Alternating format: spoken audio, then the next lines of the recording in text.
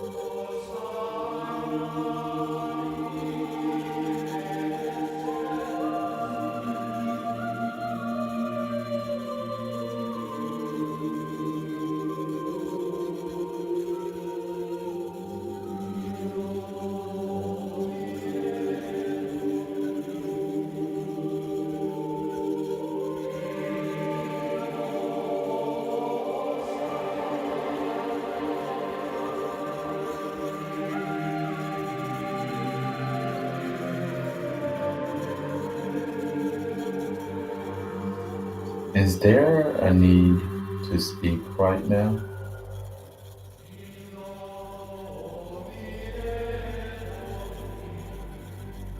Would this moment be more clear if we spoke about it?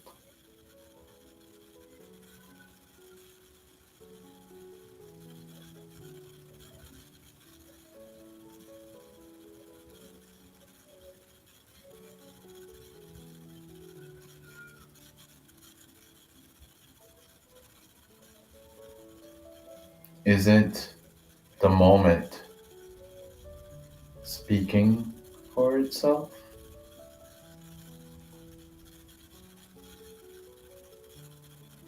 And where does the need to speak about the moment come from?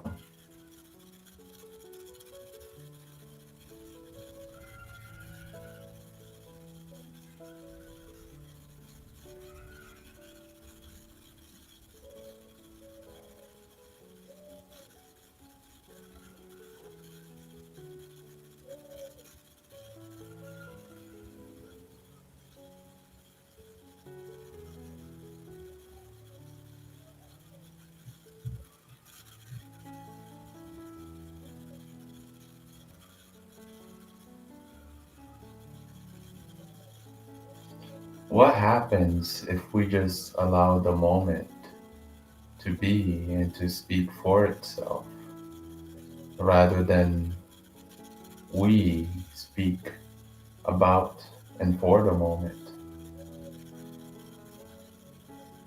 What does the moment have to say?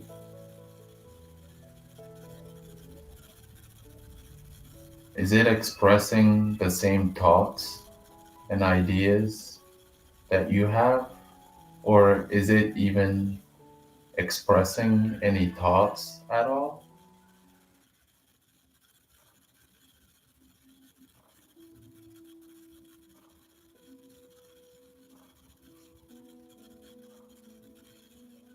See that there is the moment as it is, and there is your thoughts, your ideas, what you think it is.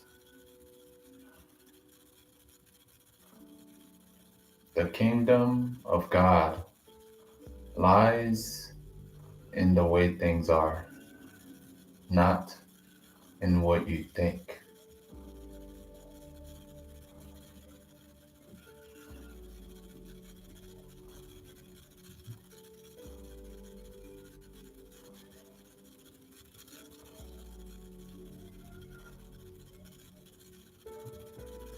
How does the truth set you free?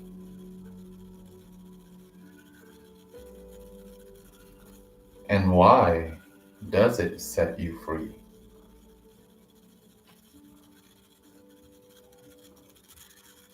It sets you free because all that you suffer from comes from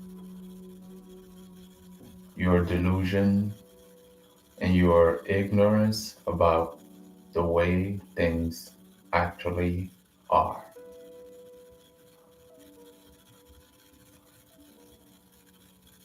And because the truth, God, the all pervading power, has no suffering in it, it has no conflict in it.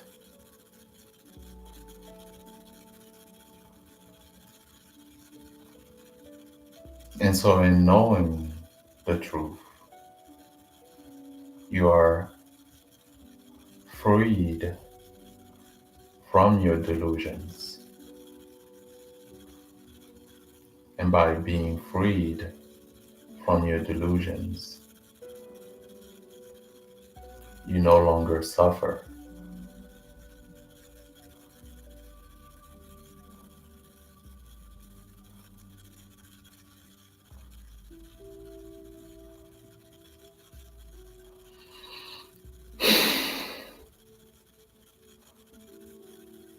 And what does it mean that the kingdom of God is within me? Does it mean it's located somewhere in my body? Like, if someone said, your heart is within you, and we can dig in there and, okay, see the heart. I'm sure there's a lot of surgeons who've done a lot of surgeries, opened people up. I wonder if any of them ever found the kingdom of God while in surgery and seeing the insides of people. Is it in that way that Jesus speaks of it?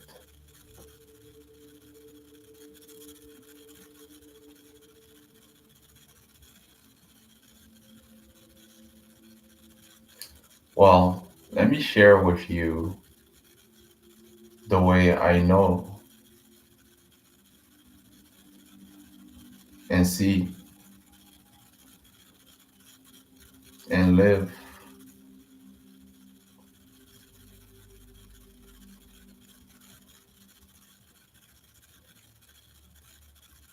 What does it mean that the kingdom of God is within me?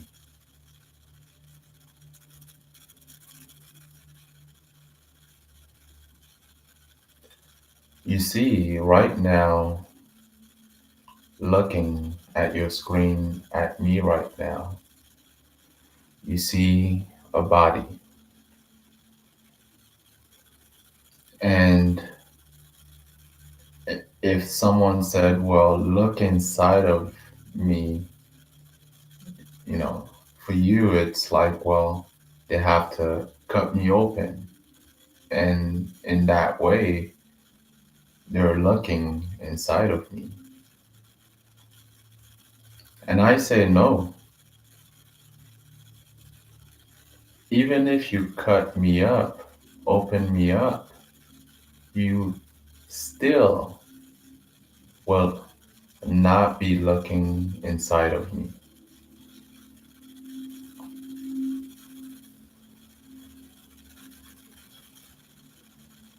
What is then the inside of me?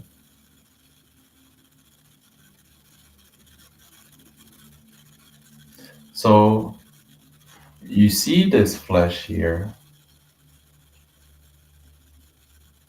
and you don't really see the experience that is going on within the flesh, right? You see, if you cut me up, you'll see the blood, the veins, everything. But you can't see the conscious experience of my body.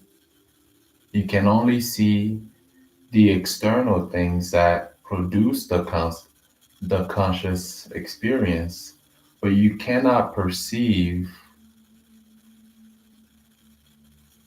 my sense of existence, my experience of being myself and in a world. You cannot see my thoughts in the way I look at the world. You can open me up and you will not be able to see any of those.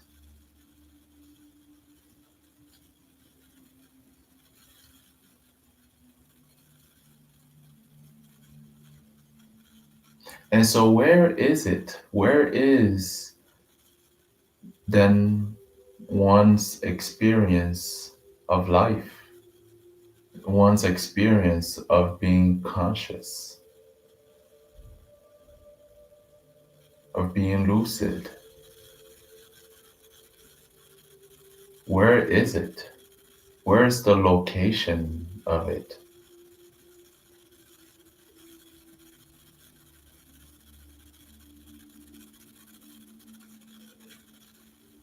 That is the inside.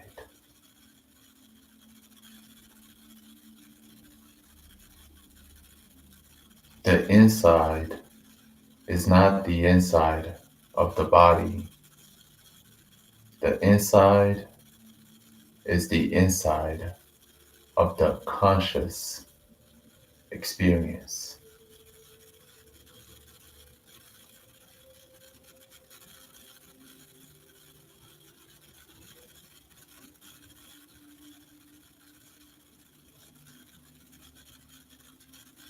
So, in a sense, he says and is saying that heaven is within you.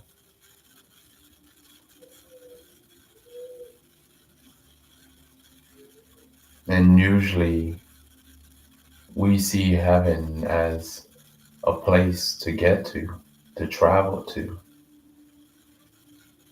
We see it as a place where we are freed from our troubles. We see it as a place where circumstances seems to favor us.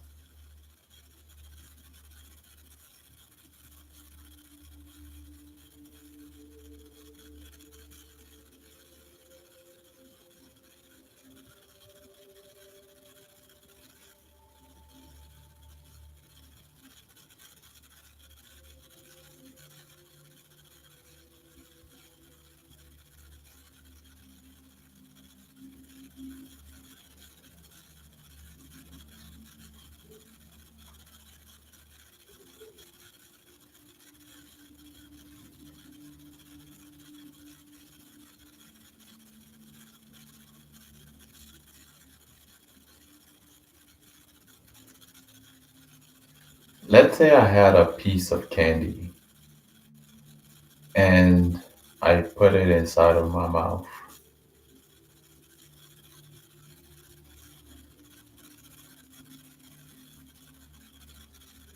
Where does the experience that it is good arise out of? Where does the experience that, mm, this is good, I'm enjoying this right now, I'm happy right now, I feel good right now? Where does that experience arise out of? Is that experience within the candy? Did it jump out of the candy? I mean, there's the taste of the candy, but then there is also the experience of, mmm, this is good. And we can't really say that, this is good exists intrinsically in the candy. For someone else may taste the same candy and say, it's terrible.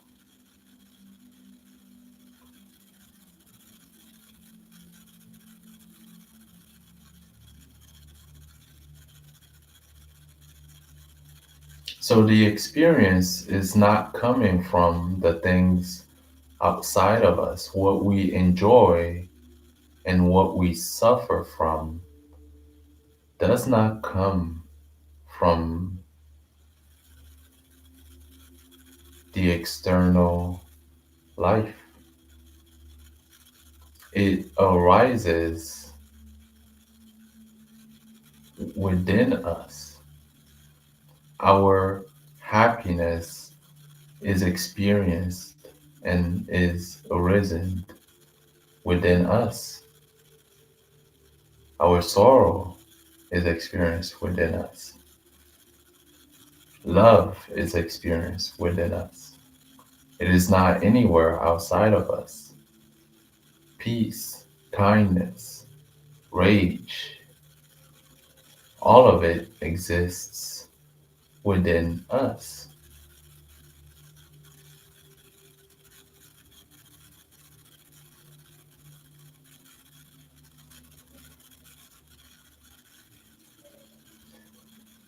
I am going to stop here,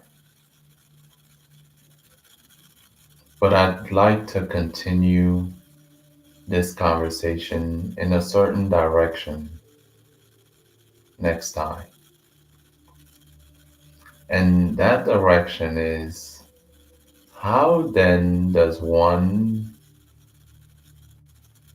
go from what they are right now? Let's say, for example,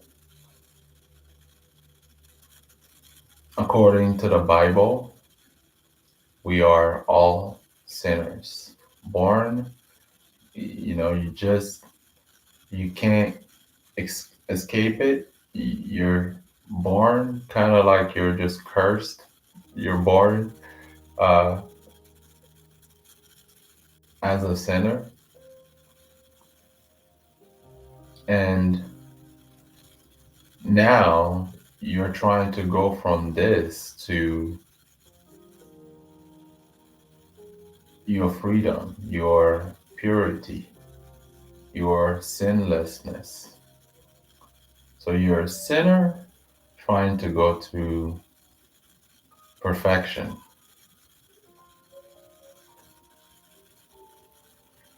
And that's what we call salvation, awakening, enlightenment. We have many different names for it.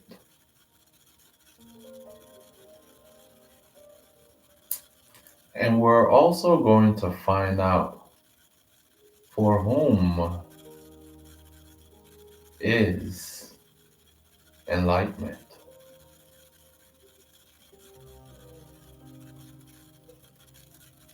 You know, I've always thought, when we speak about going to heaven, and as a child, I've always thought, well, let's say you die at 20.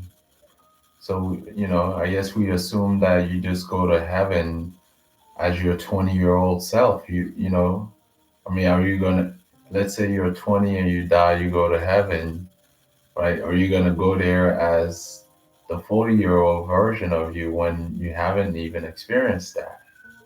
And what if you die at 80 and go to heaven? Do you go to heaven at 80 years old? I mean, which one of you goes to heaven? So, we're going to discover really, who are you? And by discovering this, only then will you know who really goes to heaven. All right. Well, thank you for tuning in, and I'll see you next time. Bye bye.